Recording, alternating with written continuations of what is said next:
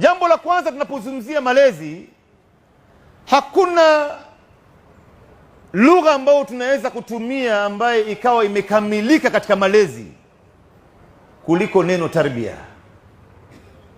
Ukisema bana tunamlea mtoto, tunamkuza mtoto, yote haijafika ile daraja ya kuweza kumlea huyu mtoto kisawasawa.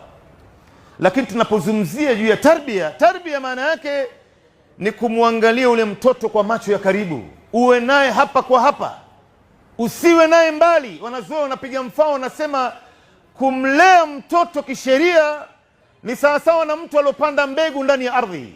Kila mara anaifuatilia ile mbegu, anaimiminia maji, anapalilia mpaka inapoanza kutoa yale matawi, anaanza kuifuatilia, anailinda, anatia baadhi ya vitu mpaka inakuwa. Ndo maana ya kumlea mtoto kisheria hasa ambayo tumeitaja hapa.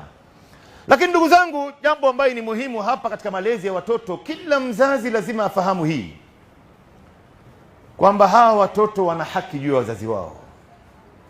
Kabla ya kuzungumza haki ya wazazi juu ya watoto wao, watoto wako ambayo uko naye, ndugu yangu, upate kujua wana haki juu yako, na hii haki wamepewa na Mwenyezi Mungu, si kwamba wamechukua wenyewe. Kwa hivyo ikiwa wewe mzazi utavunja haki za hawa watoto, upate kujua kwamba umevunja sheria ya Mungu.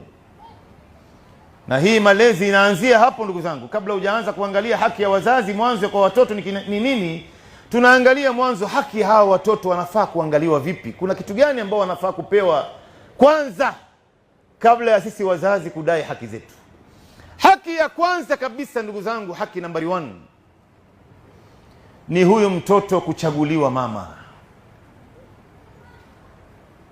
Malezi ya mtoto katika Uislamu inaanza kabla watu hawajaoana. Tusifikiri kwamba eti malezi inaanza baada umeshazaa. Kama vile mama kumchagulia huyu mtoto, watoto wangu baba yao atakuwa ni nani. Na wanazuoni wameizungumzia sana masala ya mama ya hawa watoto atakuwa ni nani, na hawajazaliwa wala hajaolewa. Kwa sababu mama akiwa mwema, basi atawalea wale watoto katika njia ambayo ni wema, na atamuongoza na mme wake vile vile ambaye ni baba ya hawa watoto. Kwa hivyo ni sharti huyu mwanamke awe ni mwanamke mwenye dini.